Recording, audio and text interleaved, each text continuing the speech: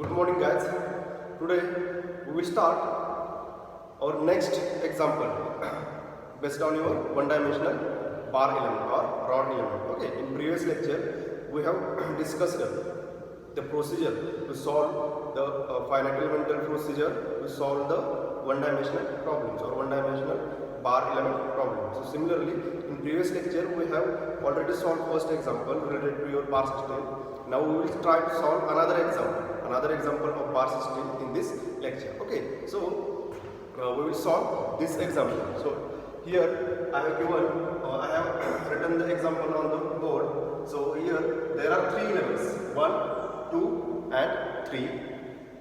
As there are three elements, there should be 4 nodes, 1, 2, 3, 4. Okay, and the given data is as for first element length is equal to 30 mm, for second element length is equal to 30 mm, for third element length is equal to 30 mm. Next, for first and second element area is given equal to 1 mm square.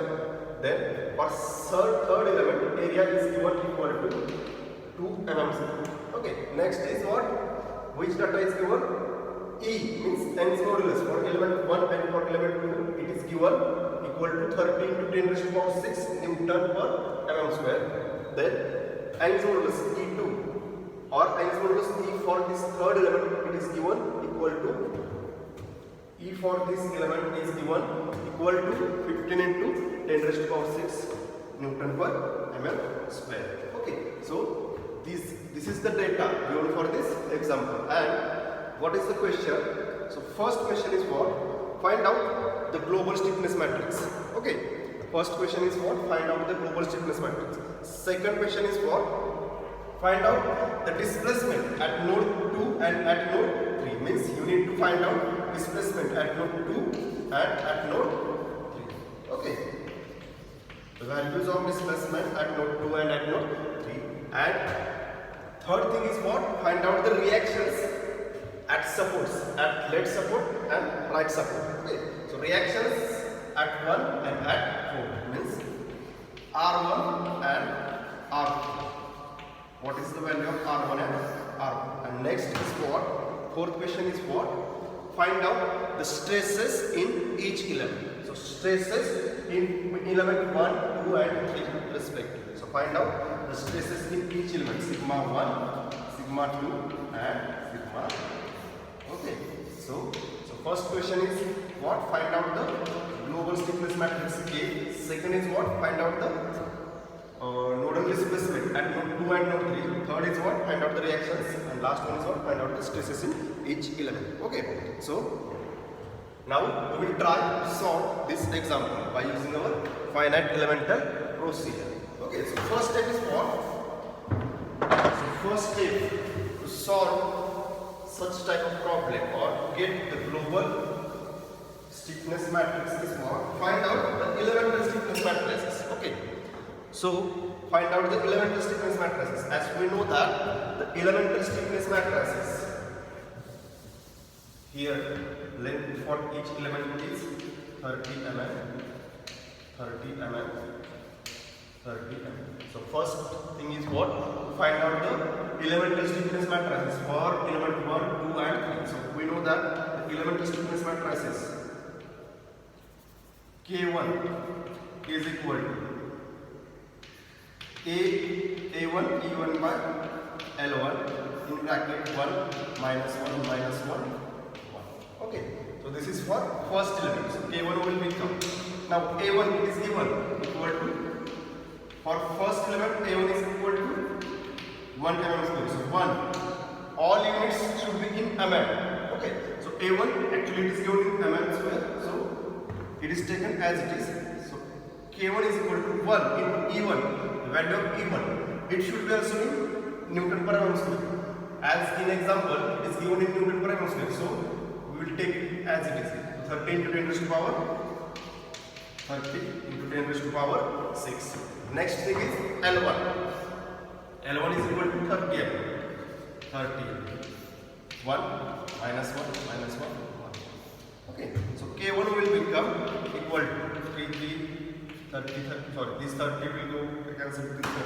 So 10 raised to the power 6 in bracket 1 minus 1 minus 1 1. Okay, now next is what? Find out the second element stiffness matrix. For this element stiffness matrix, your area is same 1 mm square. Also value of E is also same. E is equal to 13 × 10 ⁻⁶ Newton per meter square. So your K1 will be equal to K2 because all the parameters are same. So we should take K1 is equal to K2. Okay. Why? Because all the parameters of this A, B by L are same with this K1. So we should write K1 is equal to K2 is equal to 10⁻⁶ 1 minus 1 minus 1 1. Okay. So this is your first and second elemental stiffness matrices. Okay. So I will write here your first and second stiffness matrices as K1 is equal to K2 is equal to 10⁻⁶ in bracket 1 minus 1 minus 1 1. Okay, so you will get this as a elemental stiffness matrix for element 1 and for element 2. Okay, now next is what? Find out the third elemental stiffness matrix K3.